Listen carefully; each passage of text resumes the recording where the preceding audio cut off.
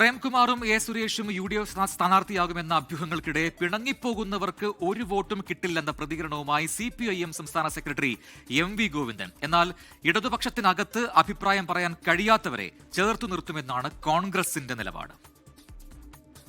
പ്രേംകുമാറിനെ അനുനയിപ്പിക്കാൻ CPIM നേതാക്കൾ ശ്രമം നടത്തിയെങ്കിലും എ സുരേഷുമായി ചർച്ചകളില്ല. VS-ന്റെ വിശ്വസ്തൻ എ സുരേഷ് UDF സ്ഥാനാർത്ഥിയായി മലമ്പുഴയിലെത്തിയാൽ CPIM-ൽ ആരിറങ്ങുമെന്നതിലാണ് ആകാംക്ഷ. ഒറ്റ വോട്ടും മാറൂല, ഒരു വോട്ടും മാറൂല.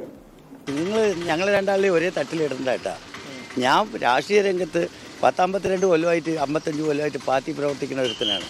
അവൻ ശമ്പളവും വാങ്ങി ഭാര്യയ്ക്ക് ജോലിയും വാങ്ങിക്കൊടുത്ത് ഇരിക്കുന്ന ഒരുത്തരാണ്. നിങ്ങൾ എങ്ങനെ രണ്ടും കൂടിയിട്ട് ഒരു തട്ടിലിടുന്നത്? ഇതിനിടെ പ്രേംകുമാറിനെ അനുനയിപ്പിക്കാനുള്ള ശ്രമം CPIM കേന്ദ്രങ്ങൾ ഇപ്പോഴും നടത്തുന്നുണ്ട്.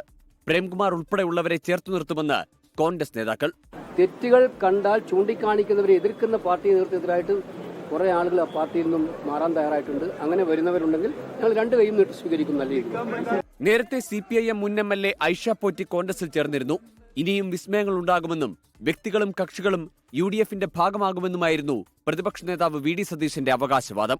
24 തിരുവനന്തപുരം. ലോകത്തെവിടെയായാലും ഏത് സമയത്തും 24 വാർത്തകളും ഓഗ്മെന്റഡ് റിയാലിറ്റി പാക്കേജുകളും എക്സ്പ്ലെയിനറുകളും വിശദമായി കാണാൻ ഞങ്ങളുടെ YouTube ചാനൽ നിങ്ങൾക്ക് സബ്സ്ക്രൈബ് ചെയ്യാം.